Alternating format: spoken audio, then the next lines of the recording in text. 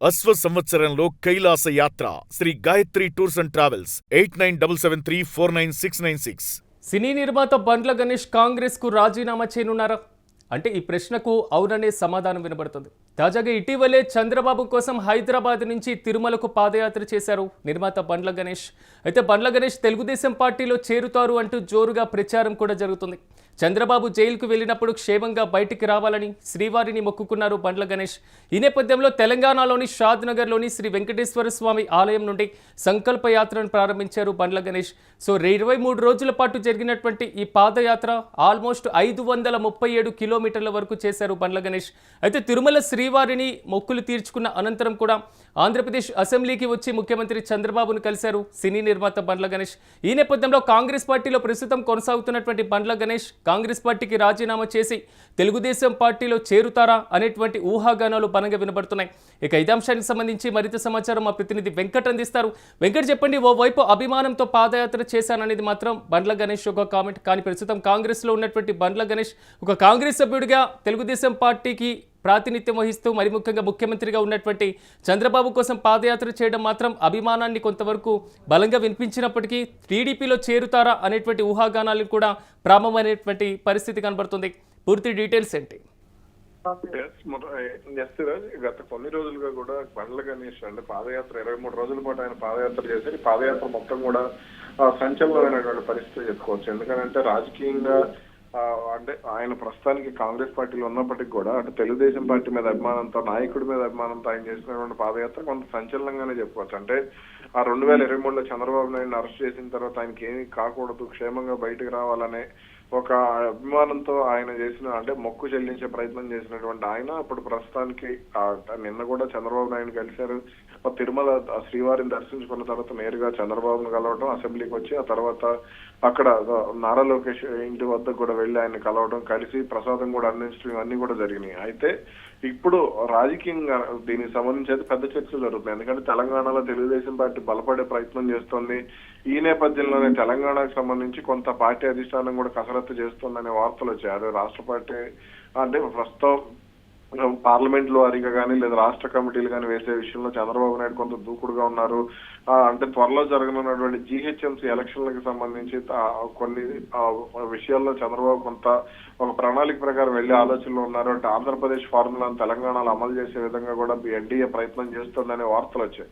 అందుకనే ఇప్పుడు కొంత దీనికి సంబంధించి అటు బండ్ల గణేష్ కూడా ఈ పరిణామాలు కొంత వాడుకునే ప్రయత్నం కూడా చేస్తున్నట్టు తెలుస్తుంది.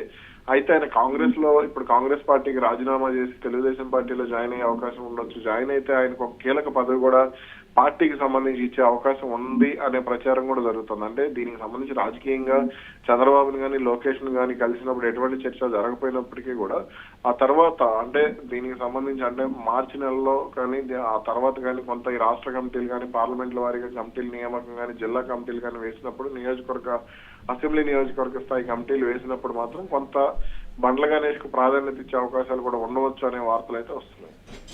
వెంకట్, ఇప్పటి వరకు చూసుకున్న పవన్ కళ్యాణ్తో సన్నిహితంగా ఉన్నటువంటి పరిస్థితి కనబడుతుంది జనసేన పార్టీకి సంబంధించి కూడా. మరోవైపు తెలుగుదేశం పార్టీకి వీర అభిమానిగా ఉన్నాడు. చంద్రబాబు నాయుడు గారికి పూర్తి స్థాయిలో మద్దతు పలికినటువంటి సిచ్యువేషన్స్ కూడా కనబడ్డాయి జైలులో ఉన్నటువంటి సందర్భంలో. సో ఇలాంటి నేపథ్యంలో బండ్ల గణేష్ ఒకవేళ తెలుగుదేశం పార్టీలో చేరితే రీసెంట్గా జరిగినటువంటి మీటింగ్స్లో దానికి సంబంధించి ఏమైనా చర్చలు జరిగినాయా అనేటువంటి అంశం కూడా తెర మీదకి వస్తుంది. సో అలాంటి ఊహాగానాలైనా లేదా మరింత క్లారిటీ రావాల్సిన పరిస్థితి ఉందా? అయితే ప్రస్తుతానికి అయితే చంద్రబాబుతో ఆయన ఎటువంటి రాజకీయపరమైన అంశాలు కూడా చర్చించారు. కేవలం కుశల ప్రశ్నలు. అంటే చంద్రబాబు ఆరోగ్య పరిస్థితి ఎలా ఉంది, అలాగే నారా లోకేష్ ఎమ్మెల్యే గెలిచారు, మంత్రిగా పనిచేస్తున్నారు కాబట్టి మీకు అనుభూతి ఎలా ఉంది, అదేవిధంగా నారా లోకేష్ కూడా మీరు దాదాపుగా 550 కిలోమీటర్లకు పైగా పాదయాత్ర నిర్విరామంగా చేసి వెళ్ళారు కదా, అంటే ఏంటి ఆరోగ్య పరిస్థితి ఏంటి, ఇట్లా కొన్ని అంటే చిన్న కుటుంబపరమైనటువంటి విషయాలు, పిల్లలే చదువుతున్నారు, ఇటువంటి విషయాలు తప్ప పెద్దగా ఏది వీళ్ళ మధ్య రాజకీయ పరంగా అయితే చర్చలు అయితే జరగలేదు. కానీ రాజకీయంగా చంద్రబాబు కళ్ళల్లో పడటానికి, నారా లోకేష్ కళ్ళల్లో పడటానికి ఎక్కువగా ఆయన ప్రయత్నం చేశారు బండ్ల గణేష్ అనేది అయితే స్పష్టంగా అర్థమైంది. మరి ఆయన కాంగ్రెస్ పార్టీకి ఎప్పుడు రాజీనామా చేస్తారనే దానిపై మాత్రం క్లారిటీ లేదు. Right Venkat, thank you. మొత్తం మీద కాంగ్రెస్ పార్టీకి బండ్ల గణేష్ రాజీనామా చేయబోతున్నారా? ఇటీవలే చంద్రబాబుతో ఆయన భేటీ అవ్వడం కానివ్వండి, హైదరాబాద్ నుంచి తిరుమలకు పాదయాత్ర చేసినటువంటి వైనం కానివ్వండి. సో బండ్ల గణేష్ తెలుగుదేశం పార్టీలో చేరుతారు అనేది మాత్రం జోరుగా ప్రచారం సాగుతున్నటువంటి పరిస్థితులు కనబడుతున్నాయి.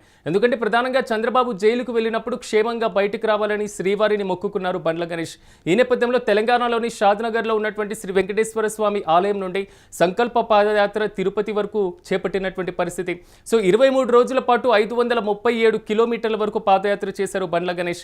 ఈ నేపథ్యంలో తిరుమల శ్రీవారి మొక్కులు చెల్లించుకున్న అనంతరం ఆంధ్రప్రదేశ్ అసెంబ్లీకి వెళ్లడం, సో అక్కడ ముఖ్యమంత్రి చంద్రబాబుతో భేటీ అవ్వడం, ఇలాంటి పరిస్థితులన్నీ కూడా చకచకా సాగిపోయినటువంటి పరిస్థితులు. సో తాజాగా కాంగ్రెస్ పార్టీలో ఉన్నారు కాబట్టి బండ్ల గణేష్ తెలుగుదేశం పార్టీని తెలంగాణలో బలోపేతం చేసేటువంటి దిశగా అడుగులు వేయబోతున్నారా?